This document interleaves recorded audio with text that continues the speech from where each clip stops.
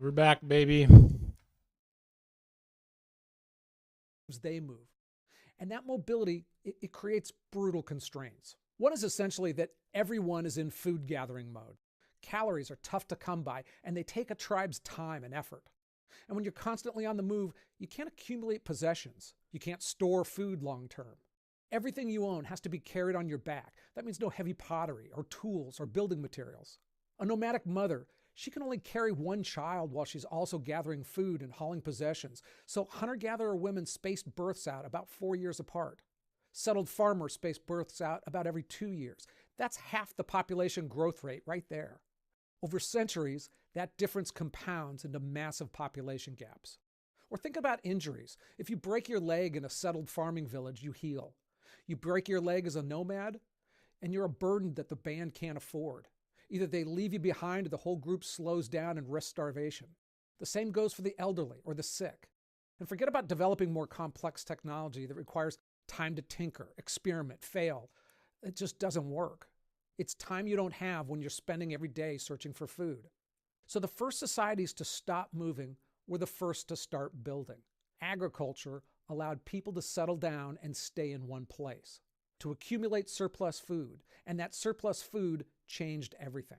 Now, you might be thinking, okay, so why didn't everyone just figure out agriculture at the same time? How hard can it be to plant some seeds? As it turns out, it's really hard. But before we get to that, I want to talk about a modern day problem and about today's sponsor for a minute, because this is something I think a lot of us have been thinking about lately: inflation. Did you know that since 2020, inflation has dropped the value of what we saved by about 22%? Oh my God. Come on, bro. A little lazy, man.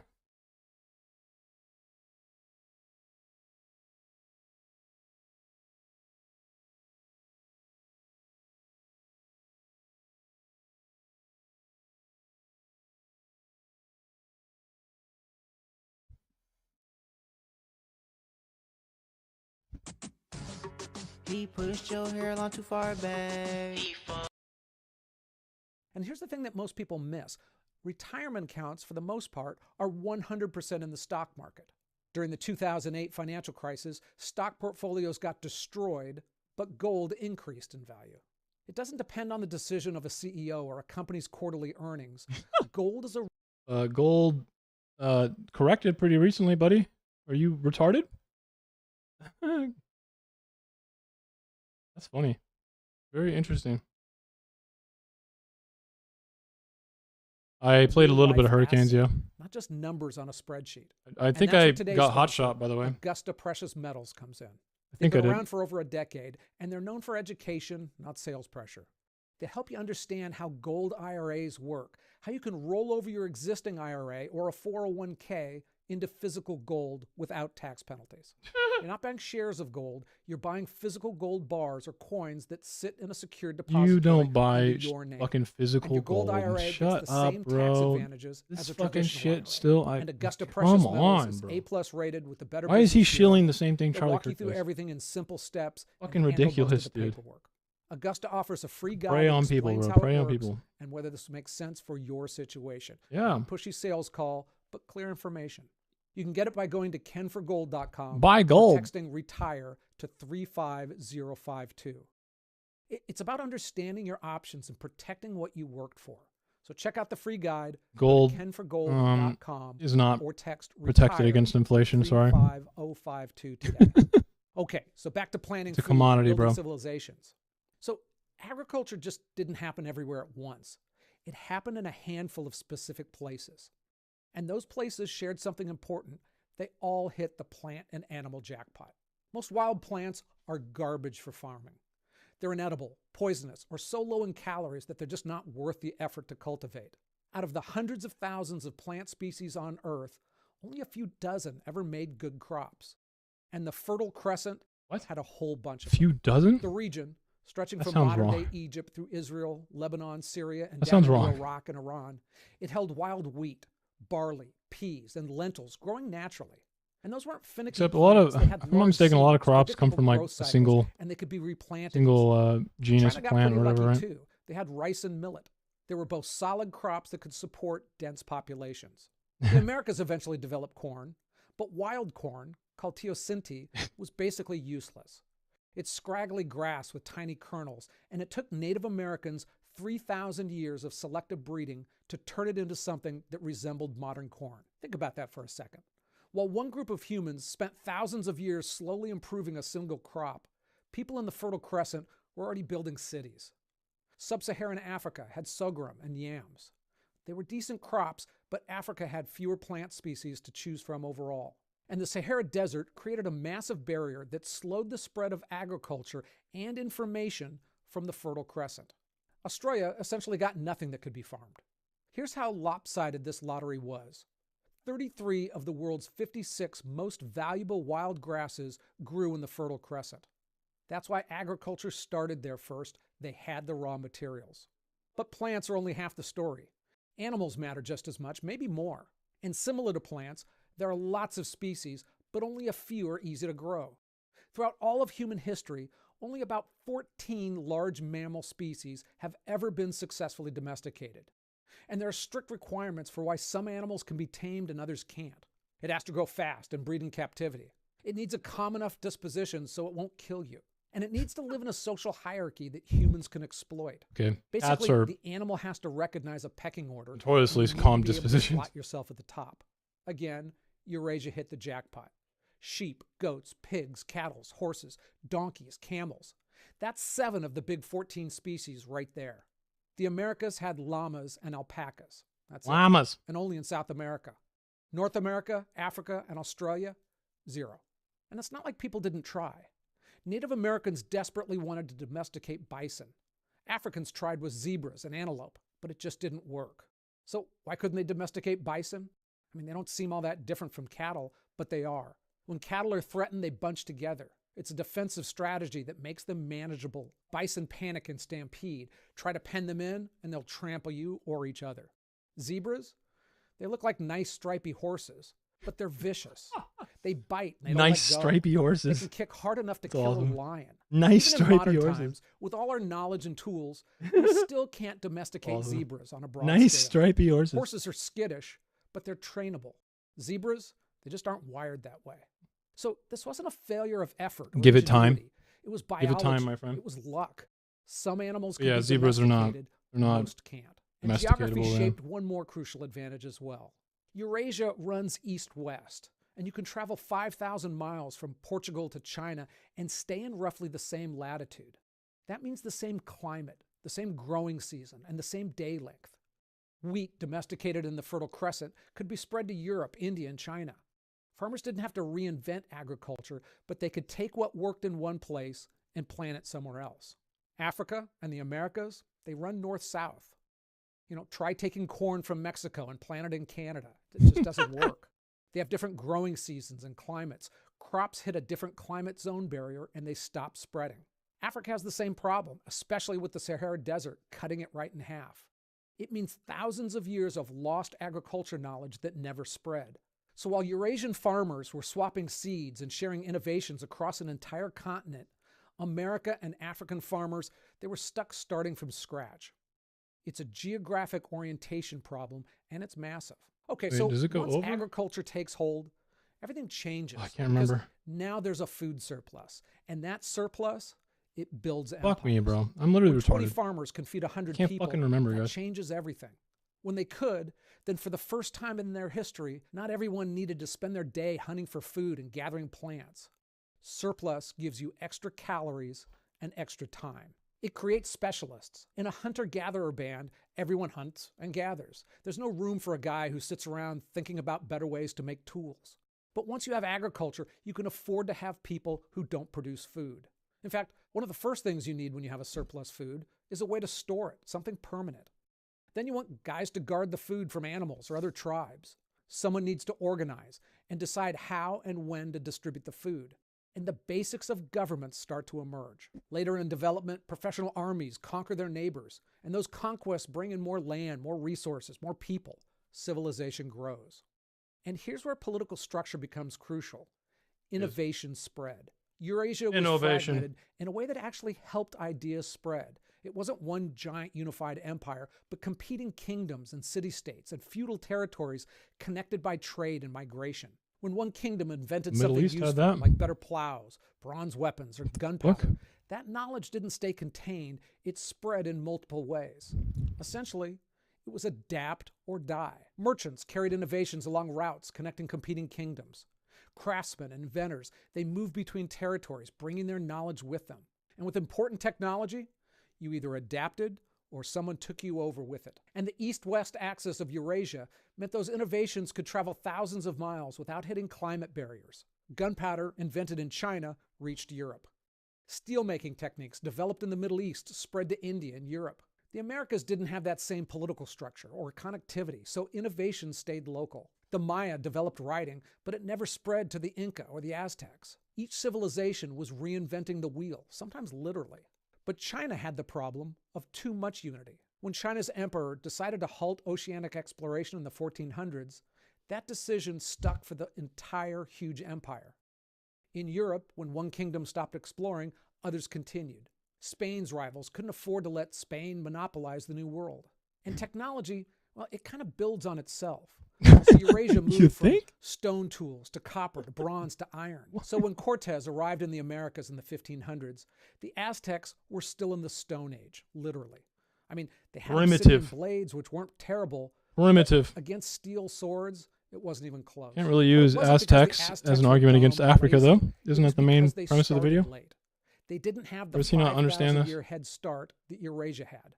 The Fertile Crescent got agriculture around 8500 BC. Mesoamerica didn't get it until around 3500 BC, 5,000 years. Now, put it in modern terms so that we can see how impossible this gap was to overcome. Imagine us here in the United States being attacked by a civilization just 100 years younger than us. Think of 1926 U.S. Army attacking modern-day America. It would be almost laughable, and it wouldn't be a fight. Now do the reverse. Try to imagine a society advanced 5,000 more years into the future attacking us, and how our military would fare against that or anything. I mean, I can't even fathom what that might look like. That's the situation that the Incas and the Native Americans and the... No, Bogos, you can't just use Aztec interaction with the conquistadors, okay, to talk about Africa. That's magically dumb. He's kind of conflating the two, isn't he? Africans faced when Europeans arrived. They were fighting enemies that were millennia ahead of them. But the most fearsome thing the Europeans brought to the Americas wasn't guns or steel swords or horses. Disease. It was germs. Europe's invisible and unintentional. It's obviously disease. And the devastation was almost Everyone knows that. Scholars generally agree that over 90% of the indigenous population of the Everyone knows this. died from disease after European contact. If you lived in a village of 100 people, within a generation, only a handful of you would still be alive. Smallpox killed more Native Americans than all of the European weapons combined, by a landslide. And some empires collapsed before the Europeans even showed up. The Inca Emperor, Huayna Capac, he died of smallpox in 1527 without ever seeing a Spaniard. The disease traveled faster than the conquistadors did, spreading through trade routes and wiping out populations before Europeans ever arrived to conquer them. By the time Pizarro marched into Peru, the Inca Empire was already in chaos. A smallpox epidemic had killed the previous emperor and sparked a civil war over succession. But why didn't it work the other way around? Why didn't Native American diseases wipe out the Europeans? Why was that noise? One-way street? Europeans brought smallpox, measles, flu, typhus, plague, tuberculosis, and more. The Europeans, that was weird. The thing they got from the natives was syphilis. The exchange wasn't even close, and the answer goes back to those domesticated animals. Those sheep, pigs, cows, and other animals, they weren't just food and labor. They were also disease factories. Eurasians lived intimately with their domesticated animals for thousands of years. They slept in the same structures, handled them daily. They breathed the same air. And diseases often leap from animal to humans. Smallpox jumped from cattle. Flu morphed from diseases in pigs and ducks. Measles came from cattle and sheep. It goes on and on. Native Americans had fewer domesticated animals and never lived in close quarters with them, so they never developed these diseases. But animals alone weren't enough to create some killer epidemics. You also needed something else. Lots of people, like cities. Diseases like measles, smallpox, and tuberculosis are what they call crowd diseases. They need large, dense populations to survive and keep progressing. Measles, for instance, it needs at least 500,000 people to keep circulating. And if the population is smaller than that, the disease burns through everyone. Almost done. And then it dies out as well. So hunter-gatherers, they didn't get those. A band of 50 people moving through the forest, it's just not enough bodies for measles to survive. But agriculture created the population density, and thousands of people packed together were the perfect breeding ground. And the diseases were brutal over centuries and centuries. They killed millions of people across Europe, Asia, North Africa for thousands of years. Fucking Here's rats. the thing about epidemic diseases. If you survive them once, you're often immune for life. Your body develops antibodies, and sometimes those are passed down. Over thousands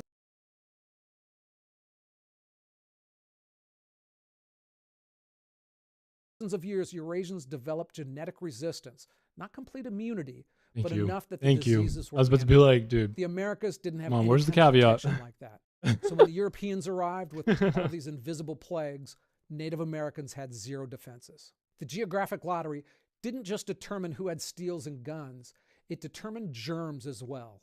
And that turned out to be the I was like, deadliest where's that caveat, bro? Come on So now. I started asking why the Europeans had taken over the world, but that certainly doesn't mean it's going to last forever. I mean, geography isn't destiny forever.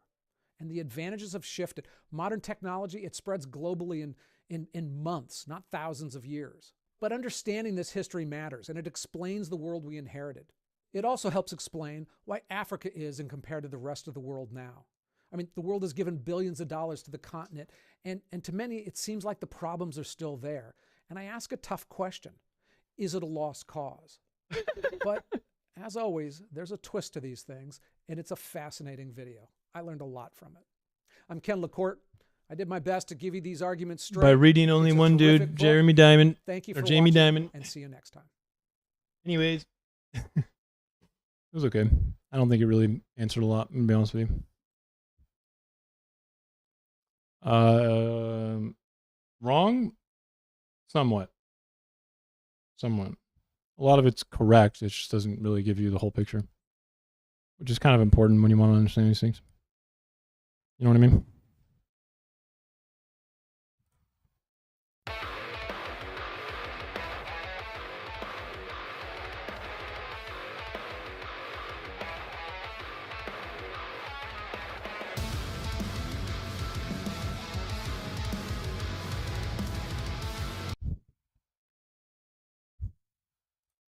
Huh.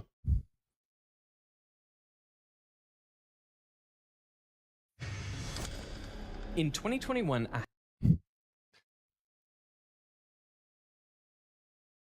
Well, Bogos, all I'm going to say is you're not going to understand this topic by only reading Jamie Diamond.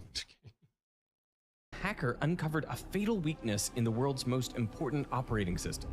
What would you do with a key that gets you into any server on the internet? Is this live to the public right now? Yeah, it's live on the server. Look, I'm not pleased. I would like you to change it back. At the time, just about everyone believed that hacking the system was impossible, but they were wrong. Well, I can tell you how many systems would have been compromised, which would have been millions. Actually, I'm still surprised the mainstream news outlets haven't really covered this very much. How close did we come? We were weeks away from millions of internet servers being accessible to whoever crafted the backdoor. Anything from spying to ransom to taking down entire countries, you could have done it with this backdoor. This hacker had realized the entire operating system rested on a single part, maintained by a single person, and that by compromising that one part, they could infect almost any server on the internet. So how could we ever let ourselves get this vulnerable? Well, the story begins with a jammed printer.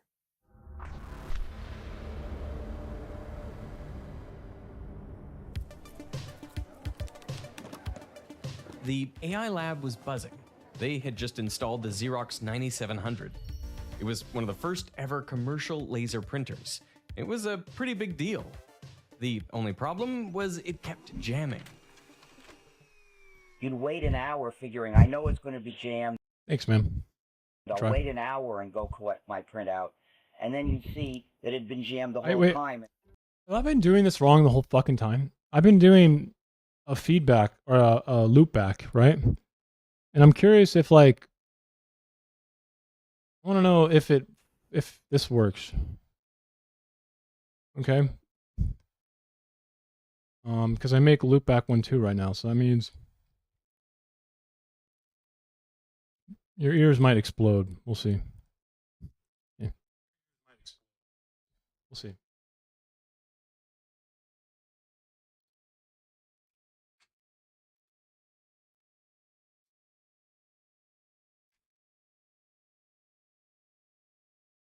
All right. 1, 2. Down.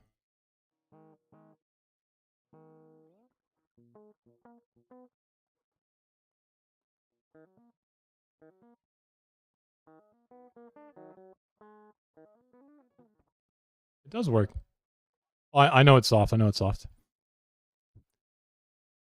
That's because I don't have a plugin on it. We'll just do Gojira. Oh my god, I can hear my breath like crazy. Bring the fucking gain down.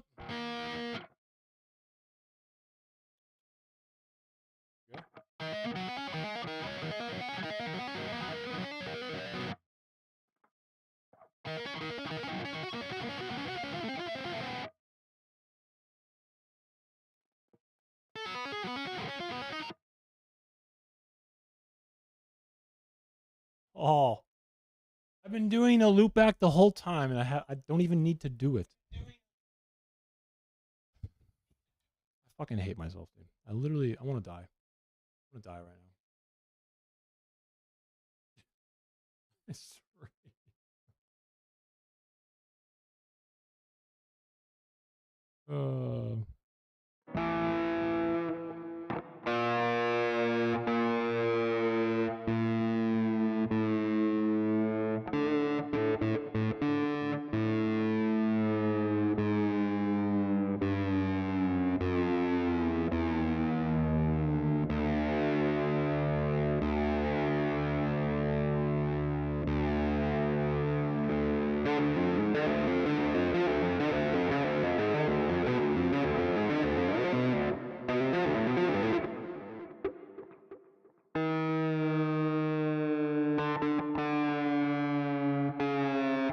Holy fuck, I tightened these hard. I'm surprised one of these didn't break in my face. Yeah,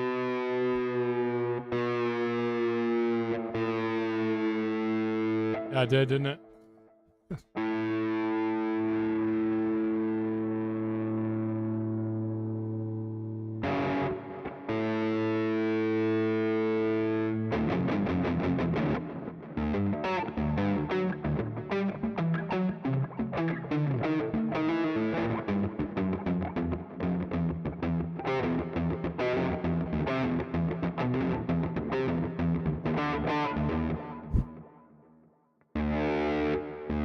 Look at it crawling back. Oh, you guys can see it.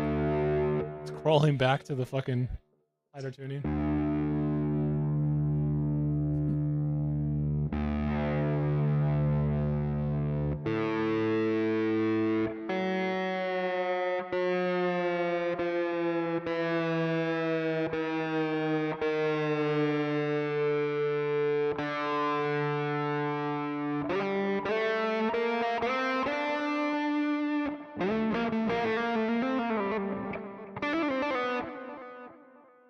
There we go.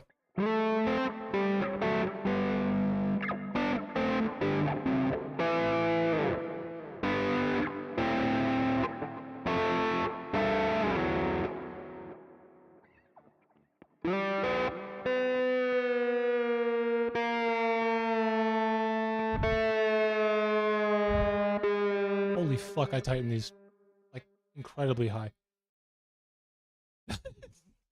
I am very surprised that these strings did not just go right in my fucking face. Holy fuck.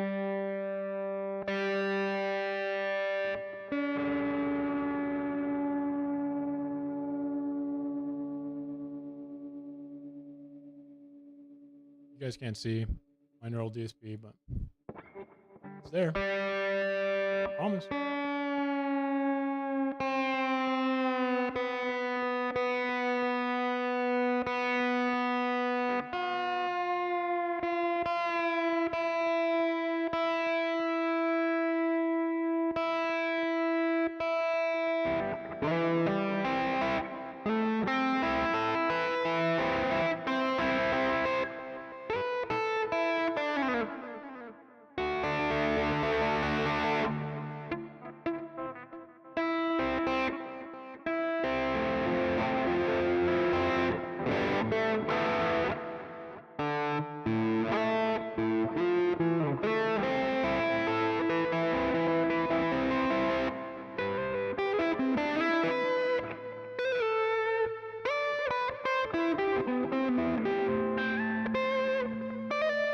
That sounds better. Still crawling though. Get back down a bit. There we go. A crawled up a lot.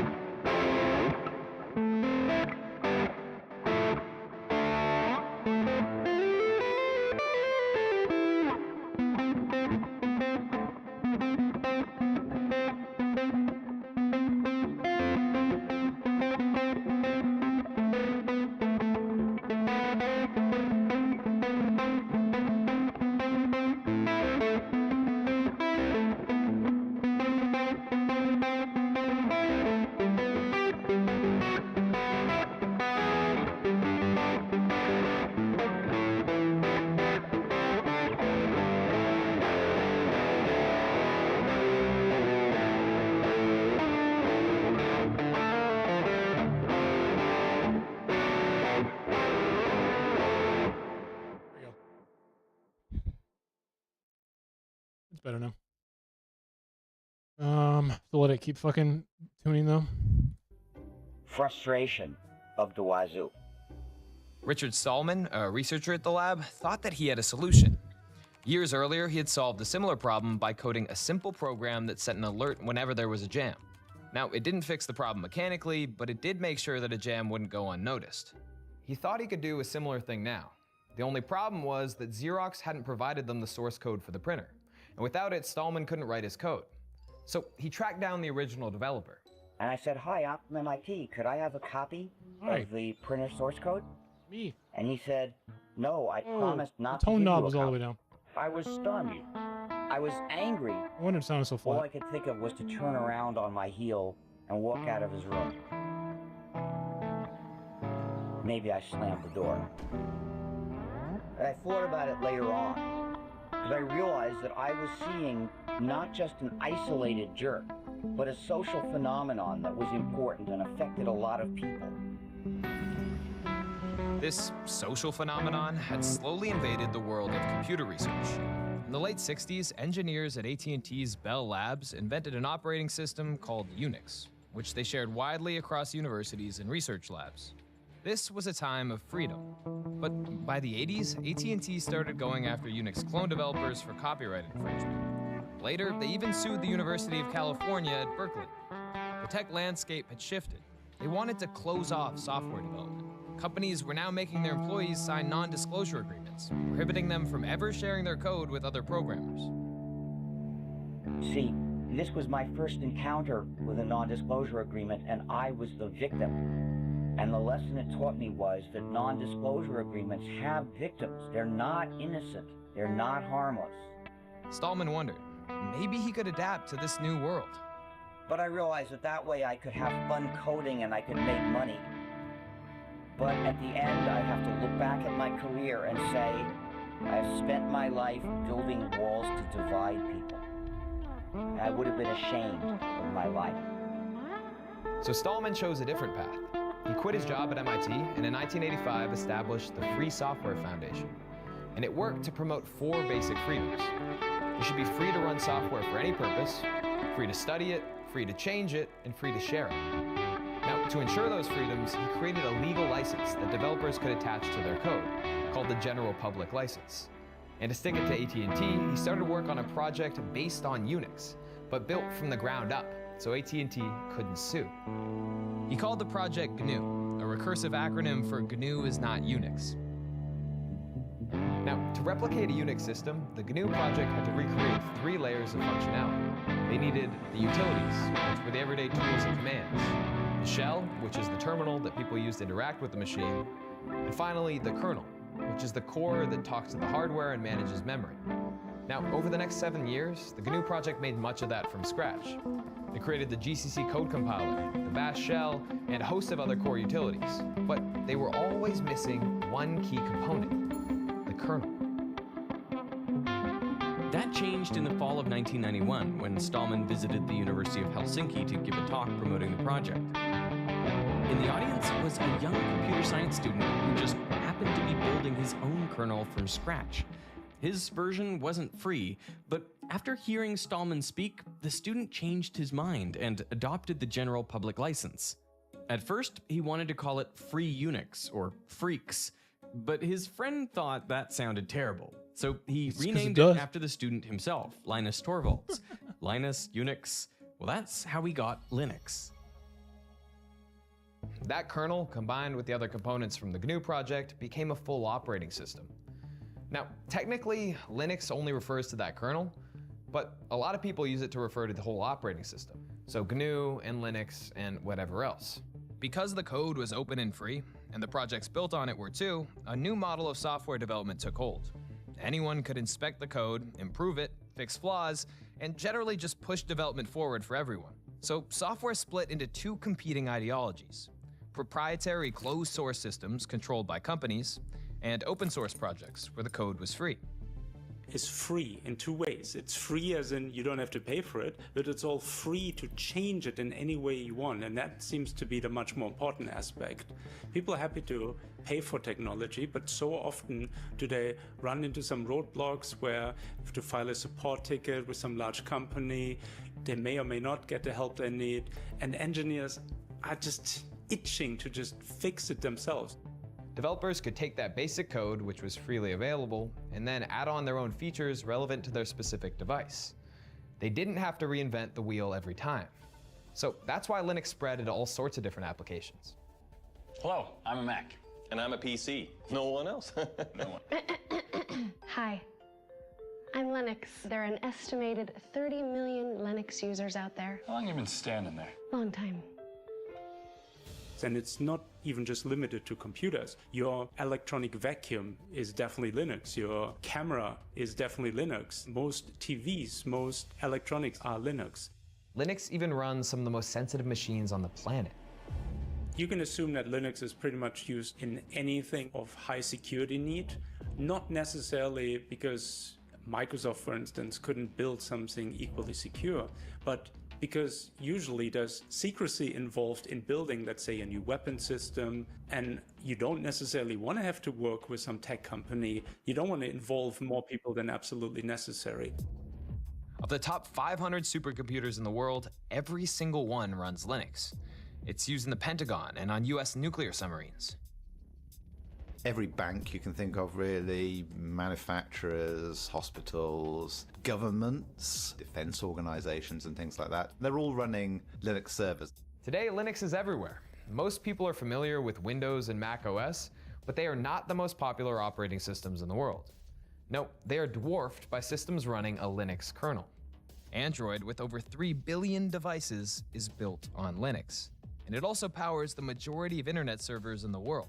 There is no one company that could have imagined all the different cases where computers are used these days, and Linux, thanks to its adaptability, where everyone can just tweak it in little ways to make it fit their use case, now covers all the use cases.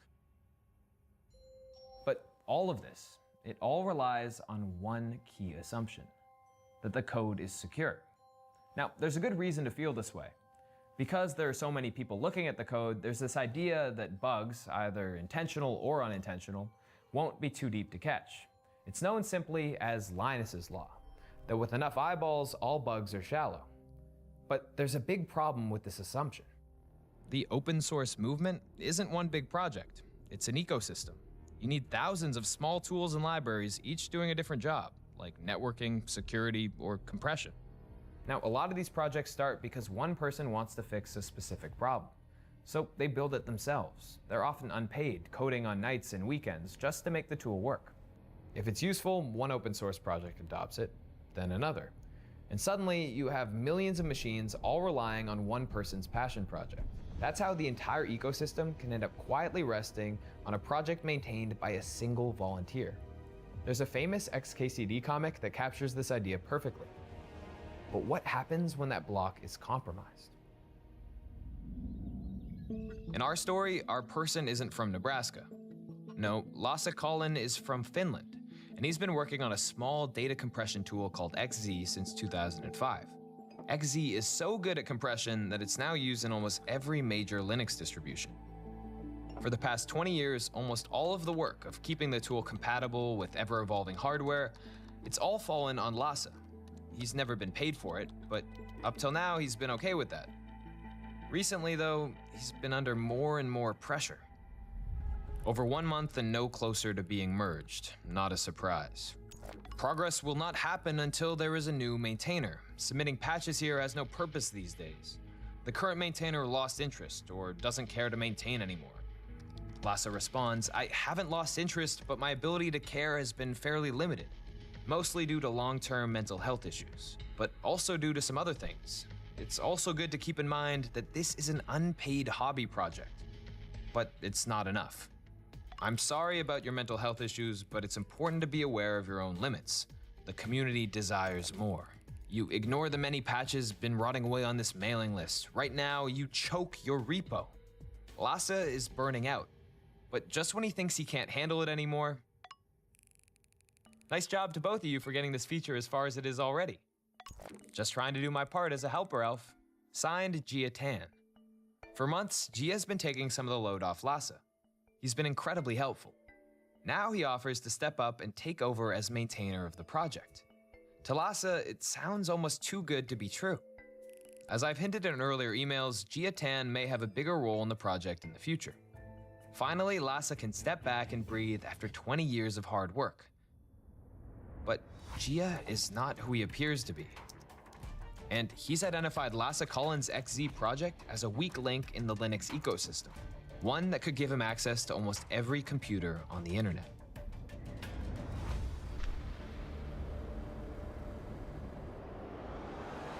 Today, we take secure remote logins for granted. I mean, they've worked reliably for over 30 years. But it all started in 1995 at the Helsinki University of Technology, when a hacker captured thousands of usernames and passwords sent over the campus network in a sniffing attack. In hindsight, the problem's obvious. These login requests were being sent totally in plain text, so anyone who intercepted the data could just read it. What? Not encrypted? When Tatu Alonen, a computer researcher at the university, learned of the attack, he made it his mission to ensure that it would never happen again. What the fuck? Password sniffing was perhaps the most serious security issue on the internet back then. To do this, his solution needed to ensure two things. First, machines had to establish a secure connection. If both computers could agree on a shared secret code that they would use to scramble their data, then even if they were overheard, anyone without that secret code would just get gibberish. Now, you could agree on that shared secret ahead of time, in person. Password. But on the internet, that's rarely practical. No, you have to agree on that shared secret ahead of time without ever having met, and also with someone listening in the entire time. It sounds really tricky, but there is a way to do it, and I can show you how using this jar of paint. Say I'm trying to send a message to Gregor over there. First step is we agree on a shared public color. Let's pick this red. This is no secret, anyone can see this. Now we each pick our own private color. I'm gonna pick yellow, and he can pick whatever he wants. So we take our private color, and then I'm gonna mix that with the public color. It's worth saying now that these mixtures are assumed to be impossible to unmix. So even if you know this orange and you know this red, you can't exactly deduce the exact shade of yellow we used to create it. And this is important for the actual computer example later. Okay, so I'm gonna send this over to Gregor. So I mixed in my secret color with the public, and I'm gonna pass this to Henry.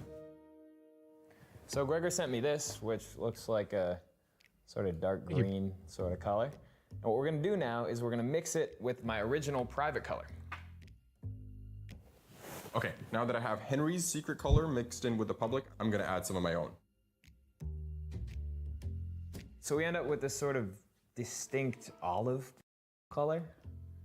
There's my yellow in there, I can see, and whatever Gregor had in his side. And the thing is, because each set of paints went through the same process, they both end up with this same olive green, even though we never shared our secret colors.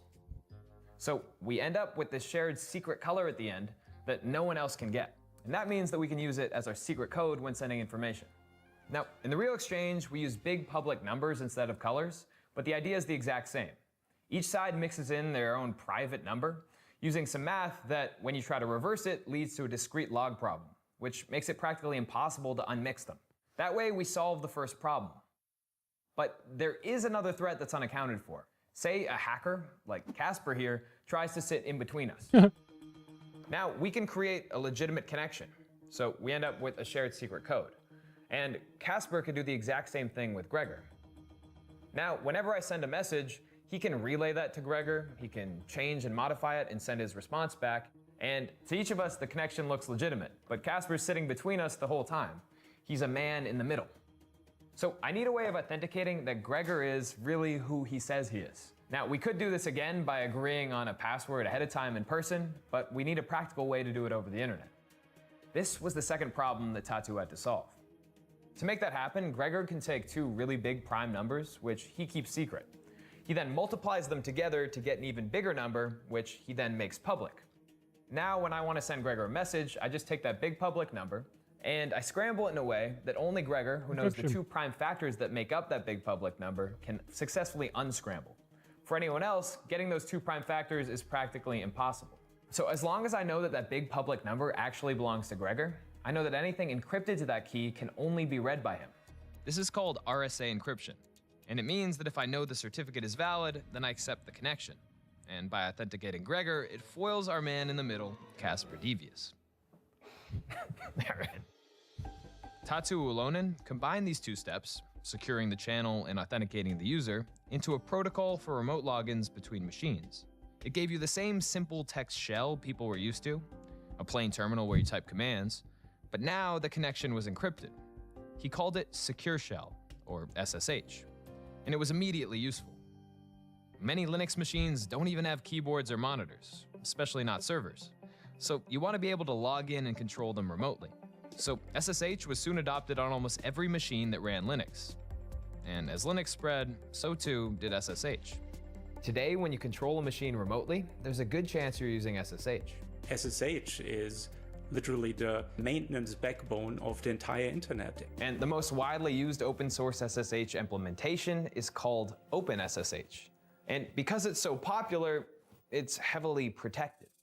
I mean, OpenSSH is probably one of the most closely examined projects out there because it's just so vitally important to the security of servers everywhere. Having a way to bypass the authentication in a secure shell is like having the master key to the hotel. It lets you into every room. This is why Jiatan wants a way into OpenSSH, but trying to hack it directly would be almost impossible. Lucky for Gia, the open source model doesn't just mean that operating systems are stitched together from many programs, but that each of those programs is itself stitched together from other programs. Those are called dependencies. OpenSSH is one of the most scrutinized software packages. Did I get it? That doesn't extend to all of its dependencies. Gia believes that if he can compromise a dependency of OpenSSH... I did. I got a hot shot. Let's go.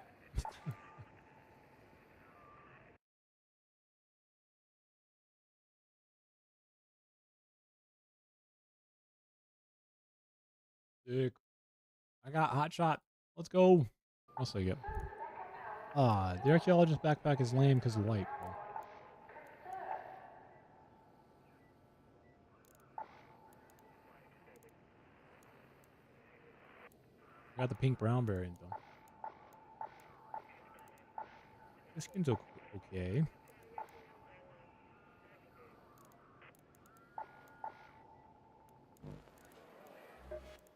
What? What is this thing?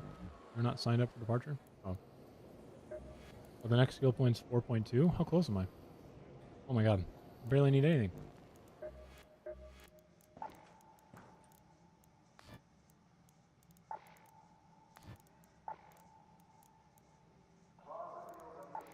Fucking soccer ball, bro.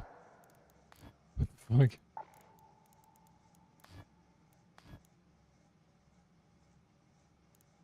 And the archaeologist looks the best, but it has a stupid light. Fucking kills me, dude. Damn it.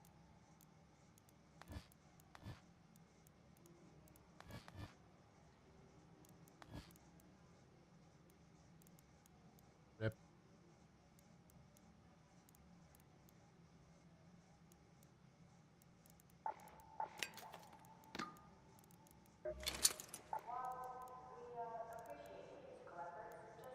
Were you saying something?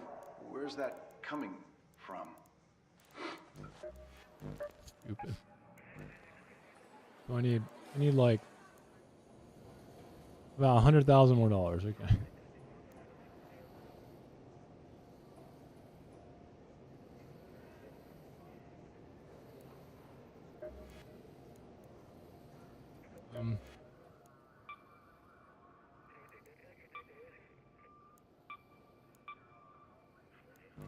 Right, so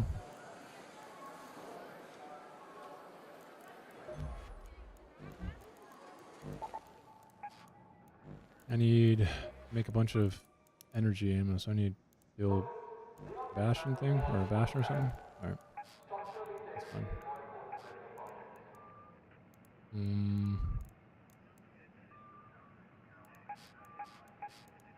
Lame?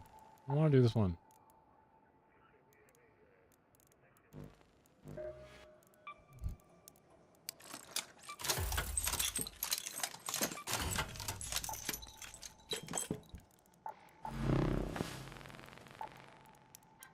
Fucking F, dude.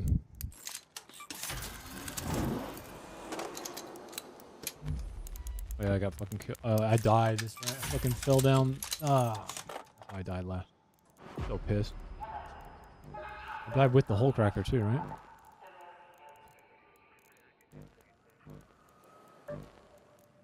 Big lame.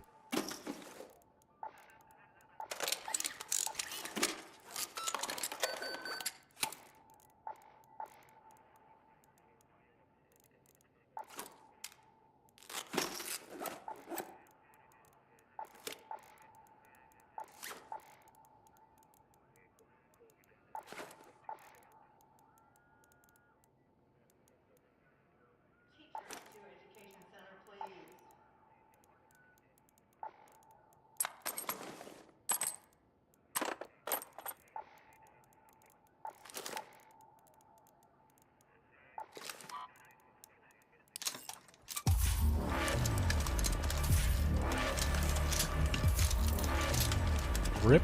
They made that really expensive. Jesus Christ.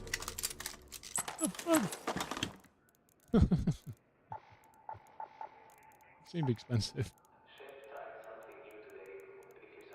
Need batteries and then okay. Hey, Energy. How you doing, man? You know, I think I might be able to do one game before I have to leave. Oh.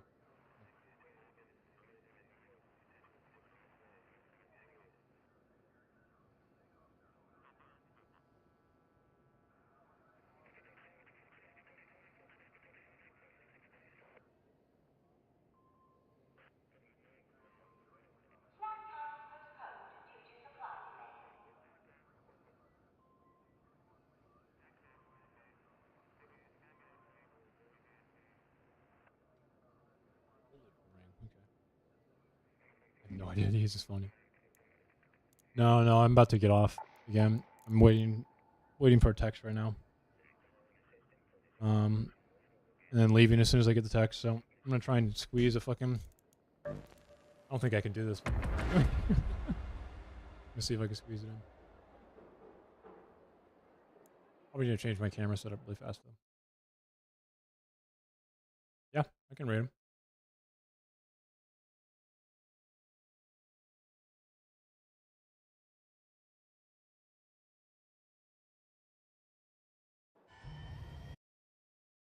That's right. Yeah. Oh. That'll work.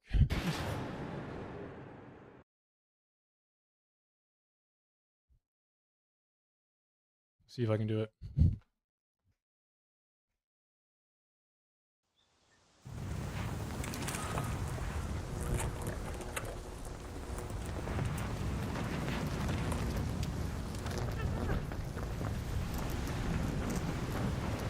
Race against time. The wind is so loud we can hear it down here. I'd say keep your eyes open, but good luck with that. Holy crap. I need to adjust this. Take your shield off.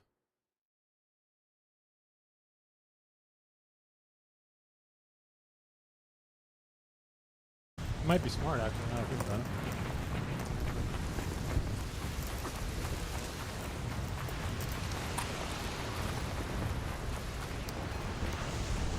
That's a good idea.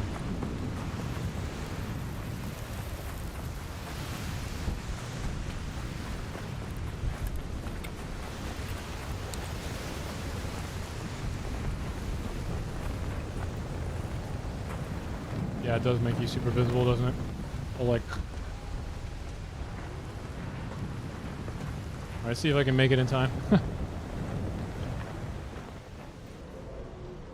Did I not bring... I didn't. Oh, God. Looks like someone's already gone up there.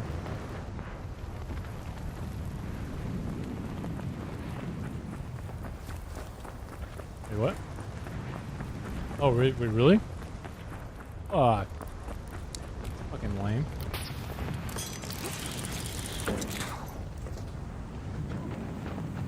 How would they do that? Oh, it's a person, right? Right there? That's one.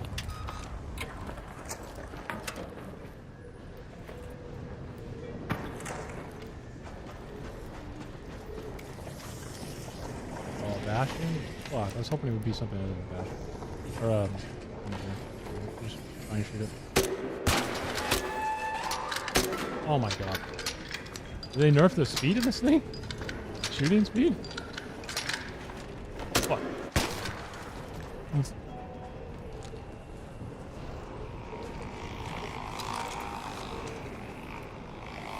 Oh.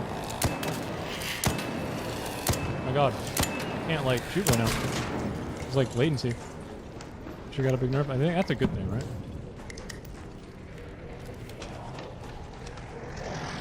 Oh. What are you shooting at? What?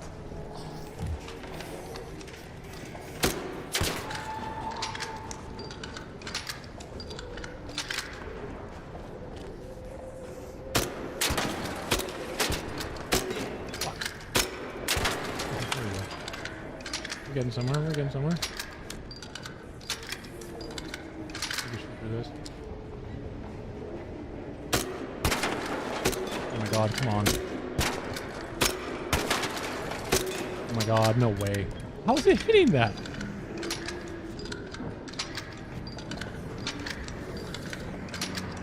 Okay. A weird shot. What the hell? What was that shot?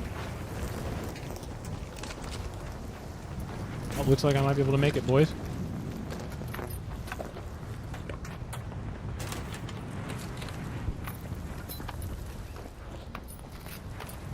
Whoa.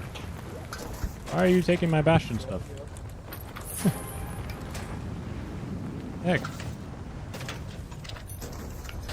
I do kind of need this, my friend.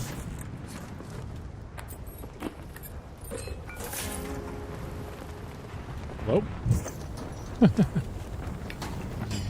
Why are you just taking my shit?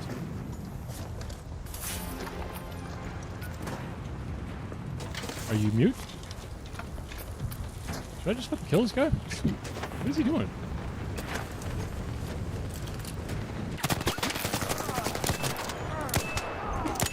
Get out of here, you fucking bitch. I didn't have a shield, bro. You fucking stupid bitch, bro. Get the fuck out of here. What's this guy doing? Ah! Fucking... That would work, bro? Fucking... That was ridiculous.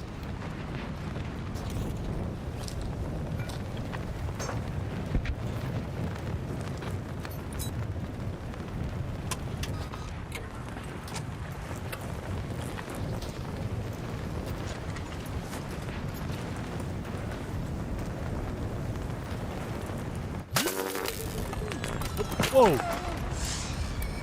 the hell was that? Huh? It's a dead bag right there. What are you talking about? He fucking was stealing my shit. He shot me first, bro. Get the fuck out of here. You didn't even see what happened. Yeah, no, I'm not the one who fucking shot him first, but go ahead. I mean, you can believe your own. I already knew that, but this bitch behind me started shooting me, so. Sorry, I just assumed you were a fucking bad guy. No, he had a stitcher on him, bro. Go check him. Alright, wait, where are you? I'm right below you. Coming down, I got a teeth, Yeah, thank you. Yeah, this bitch is fucking, yeah, crawl off the edge, dude. Fuck you. I've got a hole cracker on me. I'm in shop, bro. Yeah, I heard that. Fuck that guy. I heard that. I got a hole cracker on me, bro. Alright, yeah, no, I heard that before, and then I heard someone, I don't know, I thought you were the rat, sorry. No.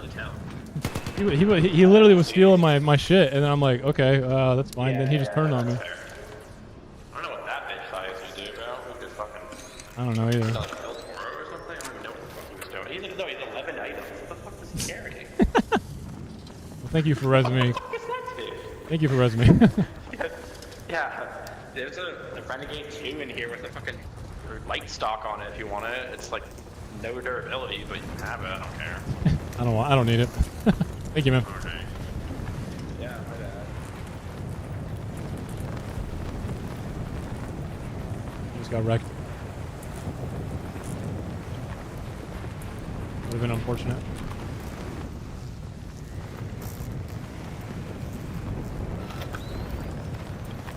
Can't believe that guy lost with a stitcher. An anvil. With no shield. That's wild.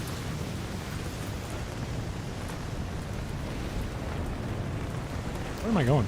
Pass it? I did pass it. Man. This mode's kind of intense.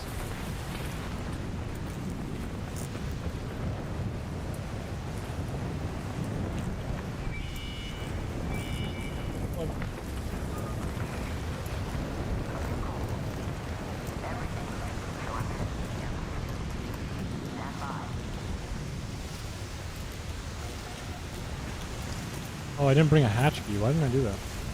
That's stupid. Yeah, man.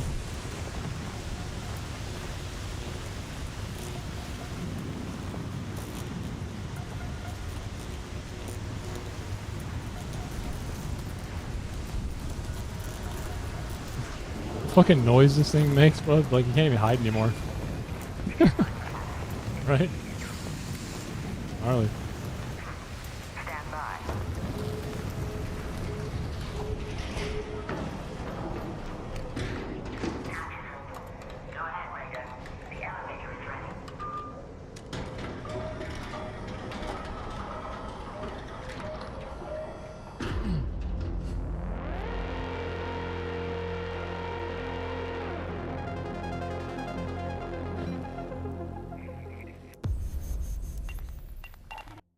Right. Got some money from that.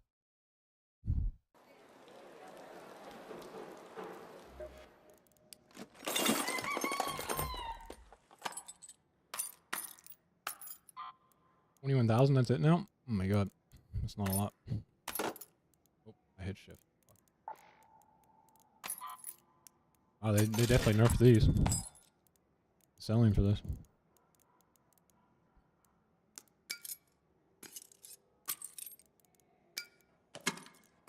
I'm just gonna sell all of it, I think.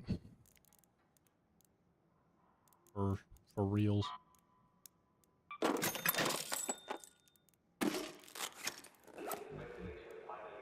Man, no.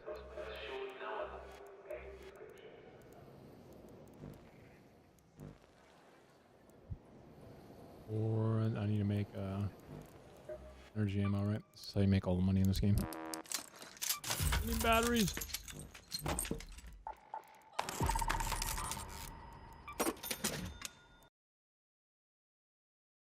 I'm so close. Maybe I can make more of this stuff. This? Because this stuff sells for a lot, right? Oh, and my audio just went out. That's great. Cool.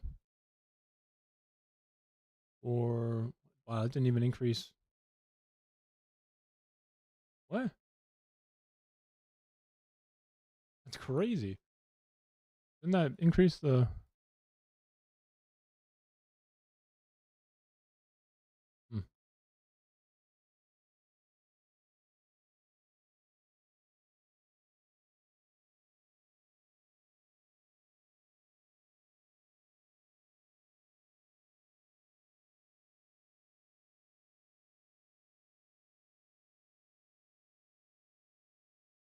Did that increase?